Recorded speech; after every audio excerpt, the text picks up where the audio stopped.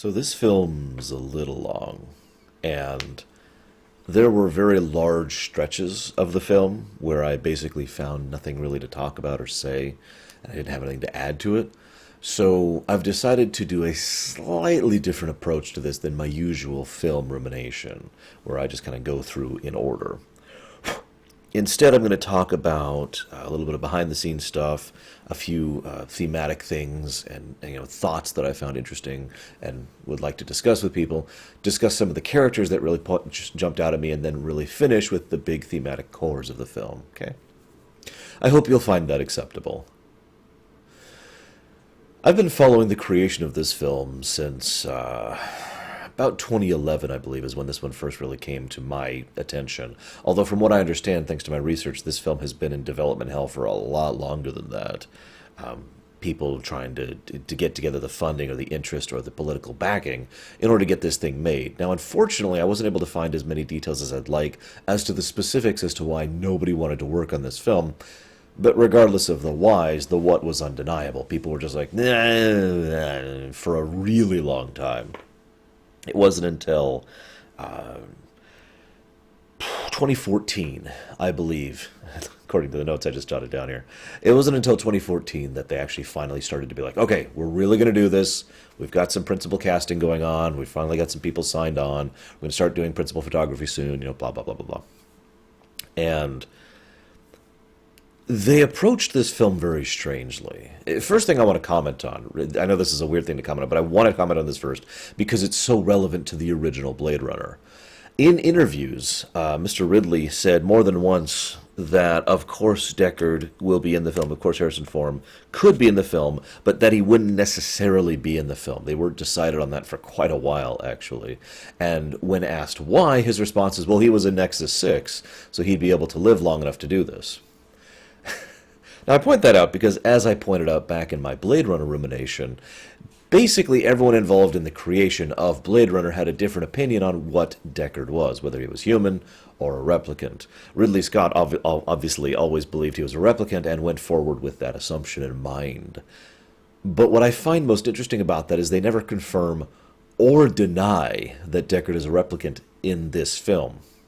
Now, I like that a lot, actually. As I believe I mentioned during the Blade Runner rumination, I don't think the status of his humanity actually matters, and I think that is part of the point, that he is defined as a real person, regardless of the origination of his birth. And that certainly ties into some of the themes of this film, which I'll discuss in a moment. But I do think that's an interesting approach, where they just kind of dance around it, reference it a few times, but they continue to leave it up to the audience's decision and portrayal to decide exactly who and what he is. Next thing I want to talk about is they made an interesting approach in the creation of this film, because they acknowledged that about, was it 30 years? 30 years or 35 years, I forget which, have passed since the original film. And in so doing, a lot of significant world-altering events have happened since then, which they allude to several times. The biggest and most obvious of these is the blackout, which is covered in the 2022 Blackout side story that they released. There's actually several side stories they released. I was only able to glance at a few of them. I didn't really have time to really dig into them. This is already a 3-hour film. Good Lord. But we do know that several replicants, in an attempt to even the playing field, decided to launch some significant EMP attacks, which caused really, really significant damage, because that's what EMPs do. I know we all like to think EMP is like the stun setting, but that will fry electronics. So, yeah, things didn't go well after that. And another thing that's mentioned is the sheer level of power and influence that Mr. Wallace has. Now, what's funny is Wallace has an extremely small number of appearances in this film, to the point where it's actually kind of funny, considering he is the predominant main villain of this film, and probably of the next film, assuming they ever make it. I'll get to that later. I find that funny because he was one of the more interesting characters for me to write about. I have more notes on him than anyone else except for Kay, as we get down into my notes here. But what we do know that Wallace did was he was like, you know what? Earth is starving. I'm going to make this new specially engineered food that can actually be grown because, well, thanks to the incredibly increasing toxicity rate and the environmental damage, plant life and animal life has basically been dying out. There is, as with the first film, a lot of visual storytelling here. We see exactly what's become of San Diego in the wake of L.A., utilizing it as a literal dumping grounds. We see what happened at Vegas, although, again, not a lot of details. There was just a dirty bomb dropped there. That's about all we know. We see hints and details of what's going on with the ocean, that the ocean is incredibly toxic. Probably my favorite little tidbit of that is this thing, this water is 99.9%, recycled, non-toxic water. And then it's like, psh, and that's all he gets. The film goes out of its way, visually, to showcase just how much worse the world has become in the last 30 or 35 years, and how messed up life is for everyone here. Which is funny, because... well, I suppose I'll save my thoughts on that for later, but let's just say it's in contrast to the off-world colonies. But again, lots of hints, lots of background world building that isn't really explored or built upon in detail. And the film also ends in a way that almost guarantees that they were trying to build up towards some kind of a sequel. Oh, excuse me. Wallace himself is still at large. They have the thing with Deckard and Anna. And there's the all-important replicant resistance, which has been kind of slowly building in the background this entire time. So they got to go somewhere with that. Next thing I want to talk about, really quick, is... I suppose I want to talk about the world thing I just mentioned. The seawall, it's snowing in July. That's another point I mentioned here. What I love, and I don't know if this is deliberate or not, is I find there to be a stark contrast between life on Earth and life on the colonies. Life on Earth is presented as this dirty, disgusting, grungy, horrible existence, but we see a lot of pretty decent, notably honorable, and generally heroic people on Earth. Now, we see terrible people, too, but we see some... if I'm to just summarize my thoughts, I feel like Earth is the planet that is, on the surface, a complete hellhole, but underneath has had more... Basically, for lack of a better way to put this, and I suppose this is an accurate terminology to use based on the setting, I feel like Earth has more soul to it. No pun intended. Now, we don't learn a lot of specifics about the Outworld colonies, but there are a few tidbits that make me think that the Outworld colonies are the exact opposite of that.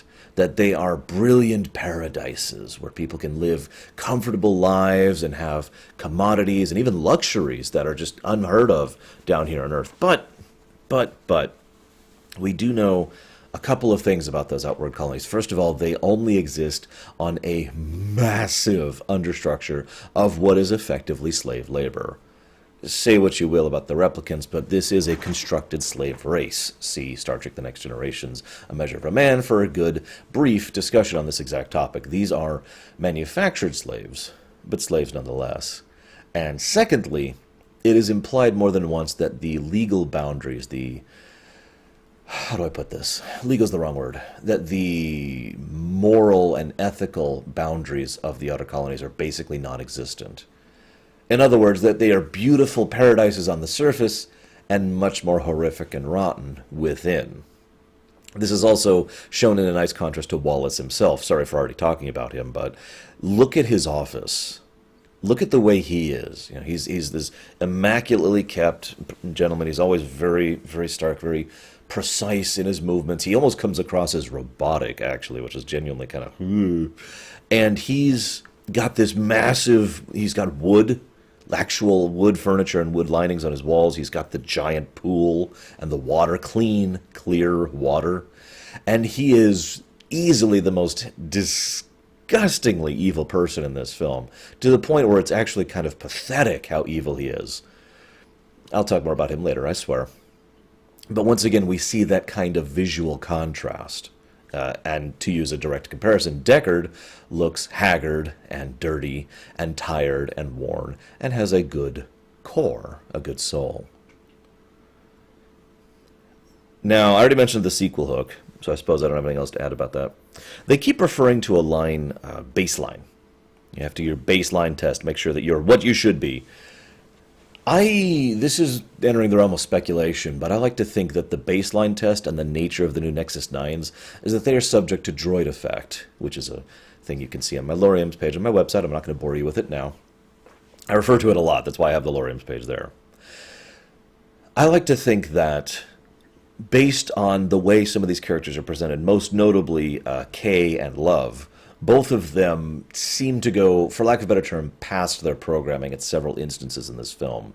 The most obvious example is when Love tells Joshi, I don't even know if I'm saying her name right, I'm just going to say that you attacked me. It'll be cool. And then she stabs her viciously to death, flat out admitting to being willing to lie to her boss. And yet one of the things that is demonstrated, the key selling point of the Nexus 9s, even the military combat grade Nexus 9s, is that they are unflinchingly obedient and cannot lie. I think this is on purpose and builds into a point I'll be talking about with regards to Wallace in a minute. But I think the baseline test is their attempt to try and maintain an absence, to resist Droid Effect, to prevent these beings from becoming more than they were designed to be, to restricting them within their programming. I also think that Mr. Wallace is full of crap in his whole, yes, they are perfectly obedient and perfectly subservient. I think he is full of donkey doo-doo with regards to that. Which brings me to my next point. Let's talk about Wallace. I could compare and contrast Wallace to many different characters within the course of both of these films, but I think the most interesting contrast to me, the most interesting character study, is Tyrell himself from back in the first film. Now, Tyrell was not a good guy, but he was a very gray, leaning towards dark gray character, and I'll talk about that a little bit later too. He was someone who was clearly an artist in his presentation, someone who wanted to craft something perfect for the same reason an artist wants to paint or draw or write or whatever, something perfect. That he was all about that design. Yes, he had power and money and prestige and fame, but that was all tools to accomplish his actual ends. Now, by contrast, Wallace is a nobody. Nothing anywhere that I've found insists that he has any scientific knowledge or capacity whatsoever, that he is a pure businessman, and that the actual aim and goal is his own elevation to literal godhood, as well as the presentation of his, I want more power and money so that I can have more power and money. He is much less human, or I'm going to use a different term here. He's much less real of a person than Tyrell was. It also helps to inform his... I've actually had trouble writing this down in my notes too, because I still don't have the perfect terminology for it. But he's basically pathetic to his own eyes. I know, he's blind. But you get my point? Wallace shows several signs of having a severe case of lack of self-esteem. The fact that one of the things that helps me lean towards this is the fact that there is a very dark and unpleasant implication that he wants to be the literal father of the new generation of replicants. Now, what do I mean by that? Well, remember, he is always completely interested in Rachel and in the child, Anna. Spoiler alert. That's his big focus. He shows no interest whatsoever in Deckard, the father, because, well, this is the way I took it, and this is, of course, pure interpretation, but based on his God complex, based on the fact that he believes, he thinks so little of himself, he gets so upset every time it's pointed out that he is a failure. Every time. You feel like it's just a really sore spot for him, that he, with all his power and all his money and all the time that he has had, can't actually replicate the success of Tyrell 30 or 35 years prior. And you could just feel that sore spot bugging him. And given his repeated comments of, these are my children, and they are my angels, and I am in heaven, blah, blah, blah, blah. I get that general impression, especially since he wants humanity to reach out to the galaxy on a wave of replicant corpses. He doesn't say it that way, but that's effectively what he wants. He even makes the comment, but I can only make so many, which does lay his motivations bare. He wants slaves that are always loyal, that will make more slaves for him. My analogy is pretty literal now that I'm thinking about it. He wants a wave of replicants to sweep out and to carry humanity out to the stars. Now, first of all, I like to think that Wallace here is very much a part of the problem. Now, I know that sounds like a duh, but what I mean by that is someone with his level of power and resource and access and everything that he has could probably try to find less nightmarishly horrible ways in order to promote human supremacy or human expansionism. But instead we see, yes, no, we need more chattel. He doesn't say it that way, of course, but that is effectively what he comes across as. He also demonstrates a significant amount of cruelty in his character, and I want to point that out. Now, see, some people probably disagree with me on this, and that's fine. I actually anticipate people who disagree with me on this point. But to me, he seems a lot more cruel, whereas Tyrell was a lot more apathetic. Tyrell was more amiable, more kindly, fatherly approach in his tone and his posture. But ultimately, when Roy came to him and begged him for life and help, his response was basically, "I cannot help you." You know, it's not just it's not apathy in the typical sense of "I don't care about you at all." It's more like, your plight doesn't matter to me because you have already done so much. I mean, the star that burns, the candle that burns brightest burns briefest, right? By contrast, Wallace actively goes out of his way to hurt and torture people and flat out admits, in what is the closest thing he demonstrates to anger, that he's going to ship Deckard off-world to those lawless areas of space in order to have him introduced to new levels of torture.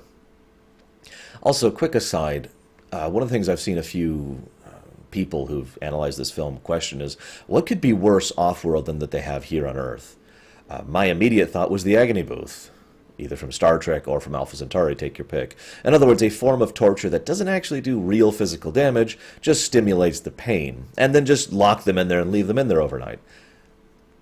There's really, really horrible things you can do to a person once you have the total lack of ethical backing to do whatever you want to. So I can totally see there being worse off-world. Let's see here. Certainty. I like that too. And one other thing I want to comment on, Tyrell was totally self-assured. He had a complete and total certainty of who he was and what he was doing and why he was doing it. In fact, there's a pretty good chance that Tyrell is behind the plot of this film. I'll get to that next. Wallace doesn't present any of that. If I was to compare Wallace to a typical character archetype, it would be a child who has found a gun. And no one else around him has a gun, so he's the only one with a gun. So he's better than all of them, but he's still a child. He still rants, he still rages, he still has no actual understanding of what he's doing or how he's doing it. Nowhere is that more apparent to me than when he has the failed new model come in, and he's like, "Nope, stab. I'm bored with it now. It's not what I want it to be. I wanted the blue one, not the red one, Mom." But that brings me to the Tyrell thing, because I have a thought here, and I'm curious how many of you thought the same thing. How many of you think Tyrell pretty much engineered the circumstances by which Deckard and Rachel could end up together and ergo have children? To me, this makes perfect sense. It fits completely with Tyrell's mindset, first of all. You know, the artist, the person who is trying to do it to craft a great work. He's not doing it to make us a sea of slaves. He's doing it because he wants to be more human than human. Because he wants to try and push that envelope in a way no one else could or no one else has.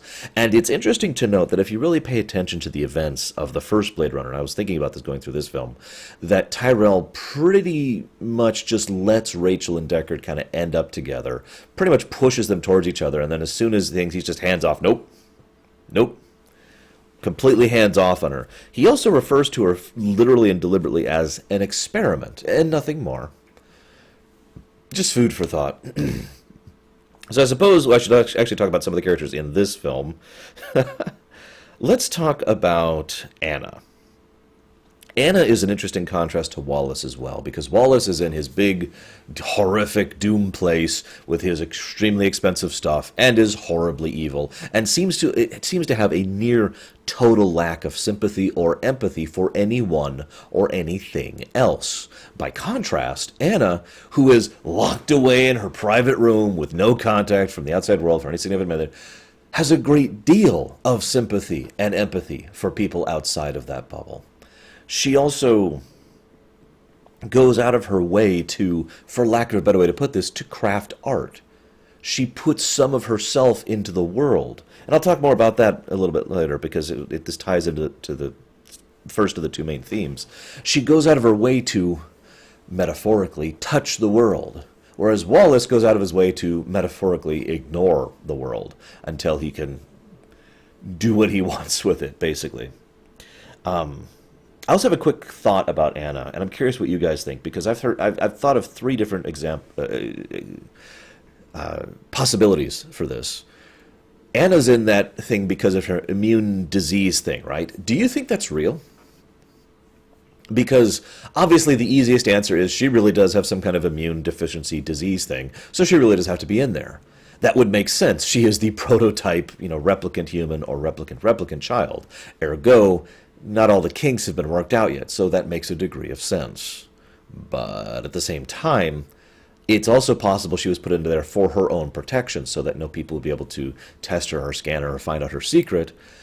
And it's also possible that there's a merger of these two ideas, which is my third idea, that she was put in there as a front, and as a consequence of being so not interacting with the world, her immune system never developed. So she has effectively developed an immune system deficiency.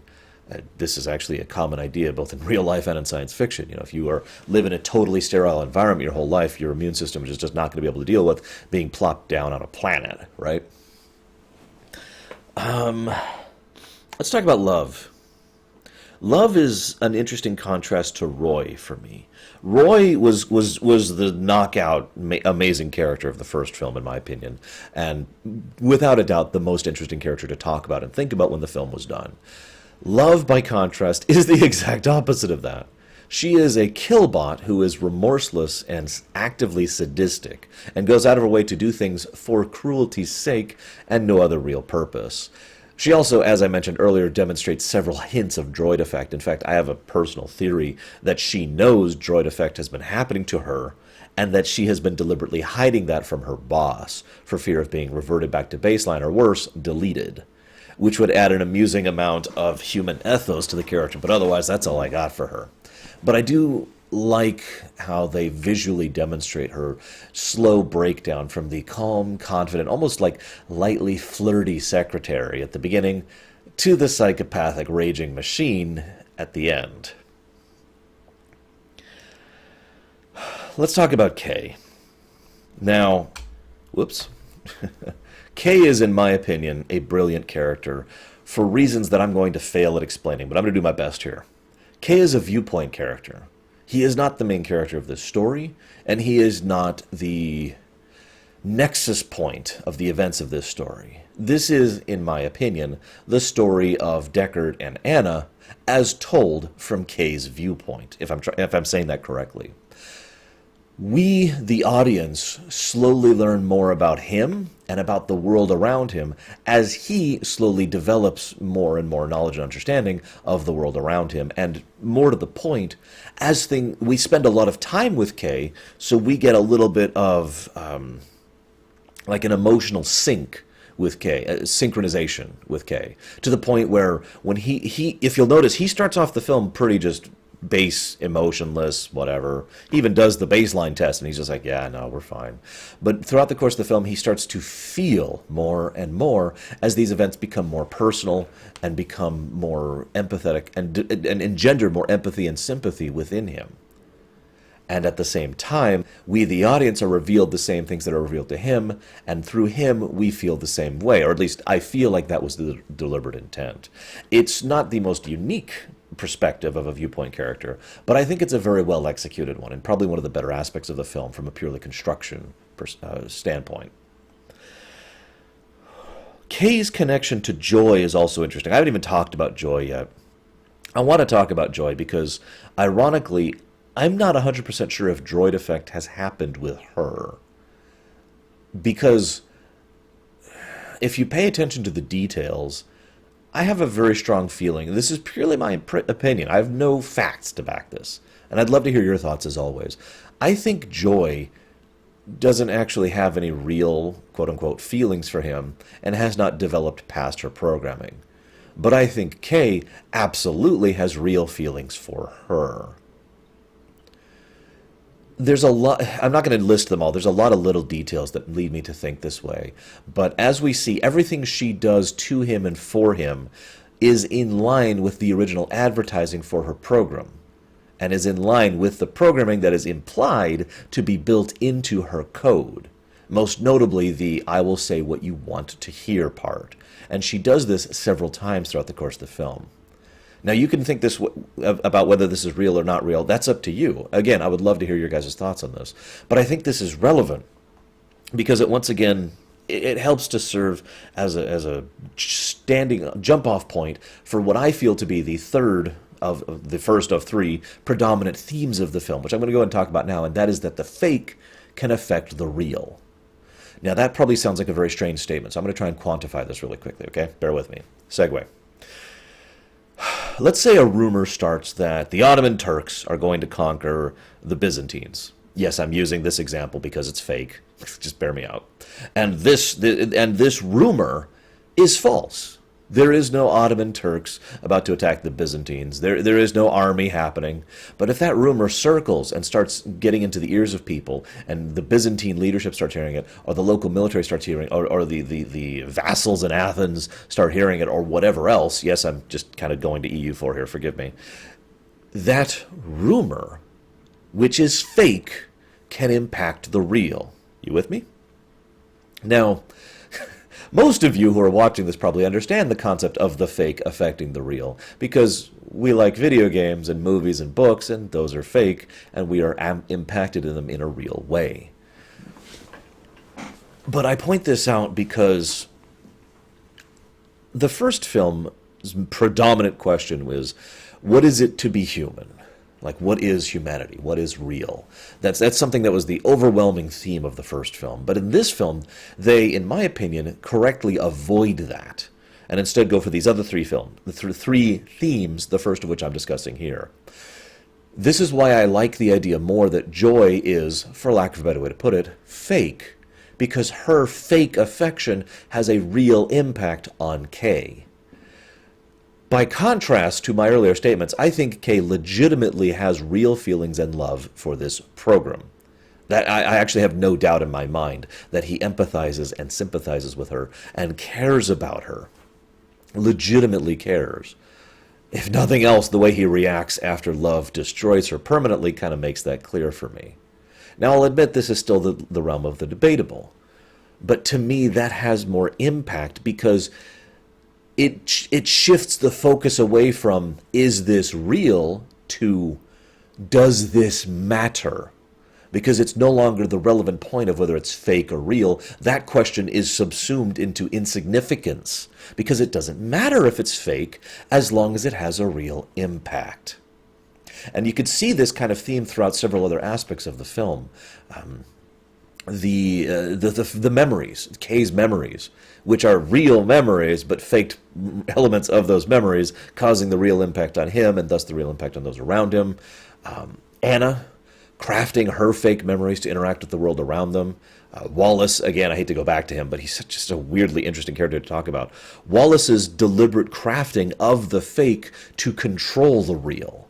This theme is everywhere, in my opinion, in this film. And I love that constant presence at every layer of all the character interactions. It also kind of ties back to that whole the surface versus the core thing, the fake affecting the real. Now, I also want to talk about, really quick, I like the fact that, well, okay, first of all, let me just go and acknowledge that it is debatable if Kay dies at the end of this film. Now, in my opinion, there is no doubt that he dies at the end of this film. It just makes way too much narrative and thematic significance.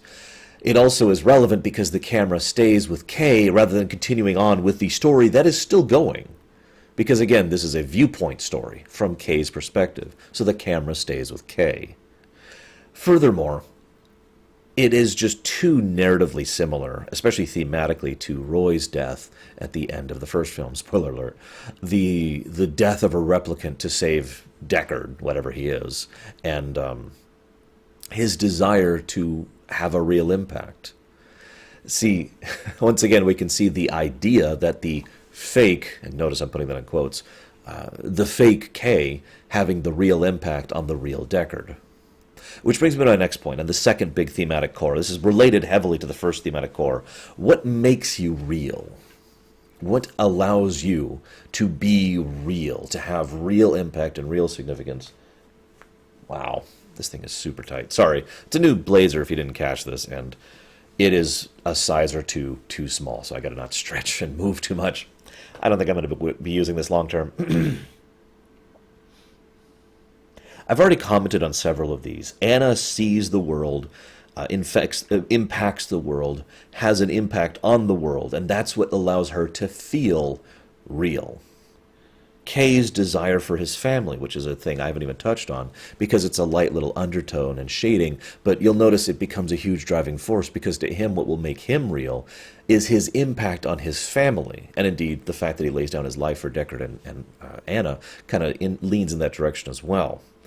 Then we have Deckard, who sacrificed his life, not his existence, but his life, for the sake of his child, something that was more than acceptable for him, and that therefore would be his real impact. And finally, and this is probably my favorite example of this, is actually Joy. Now, I know I said earlier that Joy was fake, but I also mentioned that that didn't matter.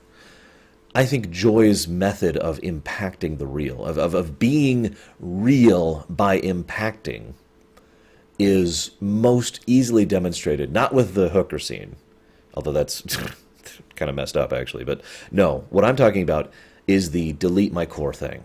So I will only be on the little mobile emitter thing, right? In other words, she has now been granted a degree of mortality so she can die like he can, and therefore that will make her feel more real. Which brings me to my final theme of this film. Now, the previous two themes I've talked about, everyone else has talked about. You know, I've seen so many discussions about these themes, but I've never heard anyone discuss what I believe to be the final theme of the film and of the work as a whole. There's a phrase, you know who you really are when you are who you really are when you're alone in the dark. In other words, when no one else is around, you show a different side of yourself. Nor knows that's true for me. I mean, I'll go around and go, and I'm a total goofball when nobody else is around.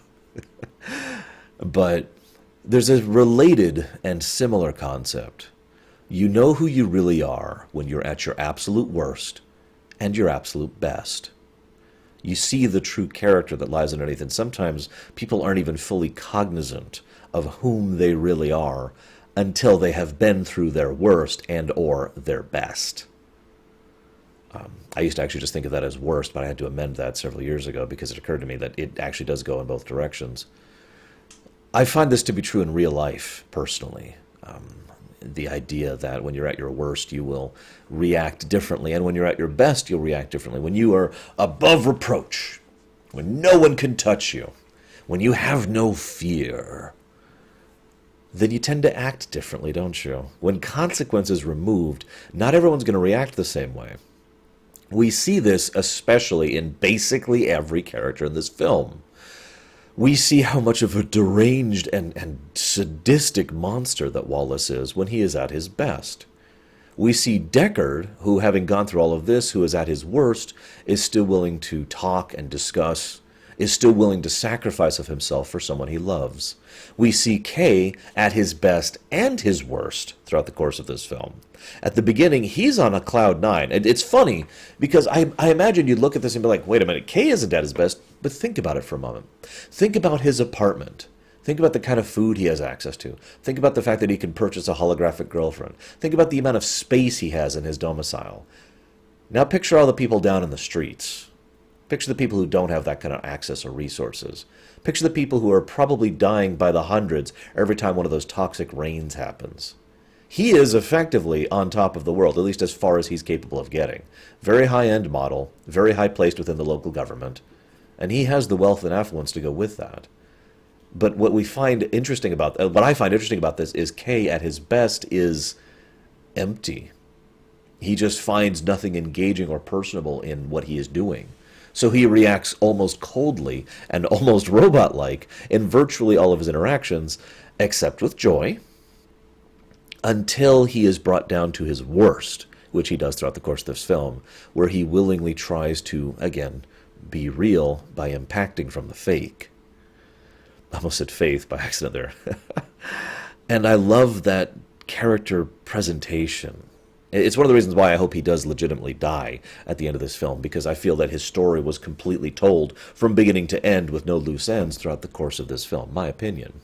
Now, there's other examples of this as well. If you pay attention to Joshi, if you pay attention to Marietta, or Marionette, or whatever the hell her damn name is, the Resistance Lady. Love is a good example. We see how Love is. Love goes through the same general arc that Kay does, to a much lesser extent. She starts off on top of the world, and she is empty and callous and cruel. And then when she goes down to the point where she is at her worst, most of that is stripped away until all that's left is that cruelty, that barbarism. So we can see more of her character as we go through it as well. I love this presentation of the character dynamics and how we see several characters at their best, at their worst, or in some cases both. And I feel that this is an excellent character drama, and I kind of want to watch the movie again, to be honest with you. I just don't have time. I don't, unfortunately, have much else to say, so I hope you have enjoyed my ruminations on this fine film, and I'll be seeing you guys next time.